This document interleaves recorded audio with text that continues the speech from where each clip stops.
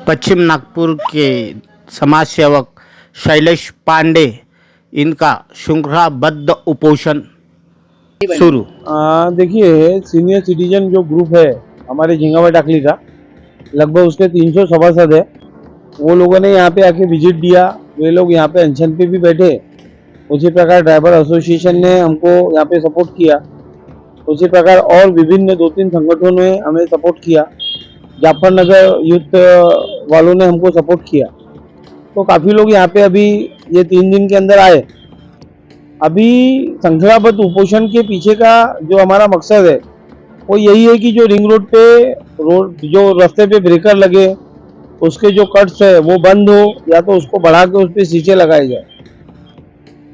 अधिकारियों का ऐसा बोलना है कि भाई हमारे पास फंड उपलब्ध नहीं है, जैसे ही फंड उपलब्ध होता है हम वो ब्रेकर को बनवाएंगे। तो ऐसा एरिया के सभी लोगों का समर्थन है। सभी लोगों के जो फोन आ रहे हैं, उनकी जो बातचीत हो रही है, उससे उनका बोलना है कि भाई आप जो काम कर रहे हो काफ़ी अच्छा काम है। उसका कारण ये है कि इस रिंग रोड पे सेंट विसेंट पलोटी स्कूल, सांदीपानी, उसके बाद सेंटर पॉइंट, ऐसे बड़े बड़े स्कूल है जिसमें हजारों की तादाद में बच्चे पढ़ते हैं। और वो बच्चे जब सुबह स्कूल आते हैं और स्कूल से जब जाते हैं तो मुझे लगता है कि ये जिस हिसाब से रोड पे हेवी व्हीकल्स चलते हैं उनकी जान को धोखा है। तो वो जो पेरेंट्स है वो पेरेंट्स काफ़ी खुश है मेरे इस आंदोलन से। उसके बाद में अभी हमारा ये मानना है कि आउटर रिंग रोड शुरू हो चुका है, तो ये जो हेवी व्हीकल्स है ये आउटर रिंग रोड पे ट्रांसफर होने चाहिए। अगर ये आपकी जो डिमांड है वो जल्द से जल्द पूरी नहीं की जाएंगी या समय देने पर भी पूरी नहीं की जाती है तो अगला कदम क्या रहेगा? देखिए, इस बार ये जो रिंग रोड है ये रिंग रोड को लगभग 10 से 12 साल हो गए।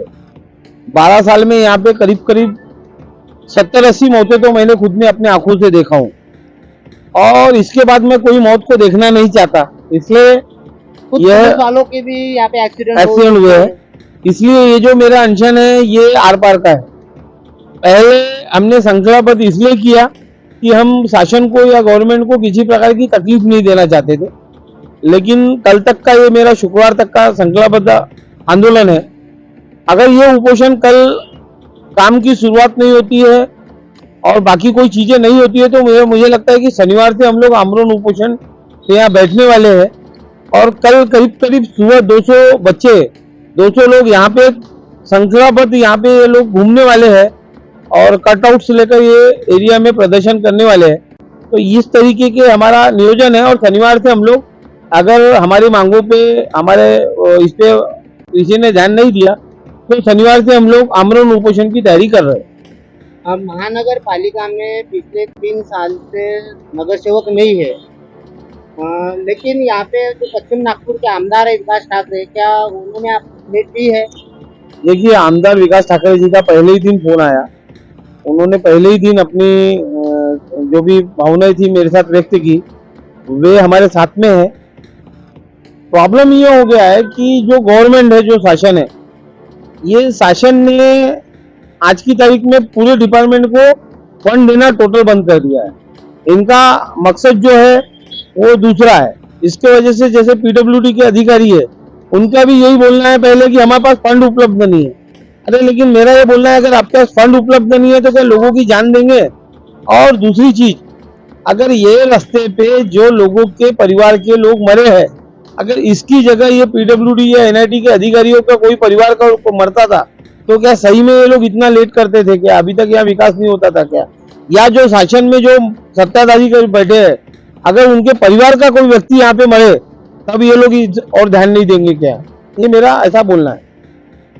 ये जो आप अनशन कर रहे हैं, इसी के अवेयरनेस के लिए जनता से क्या अपील करना चाहेंगे? देखिए, जनता से अपील यही है कि मुझे ऐसा लगता है कि कुछ दिन बाद जनता भी घर के बाहर निकलेंगी, क्योंकि जो मैंने बताया कि यहाँ पे परिवार धोखे पे, यहाँ पे बच्चे धोखे में। उस दिन जो घटना घटी वो घटना 11:30 बजे घटी।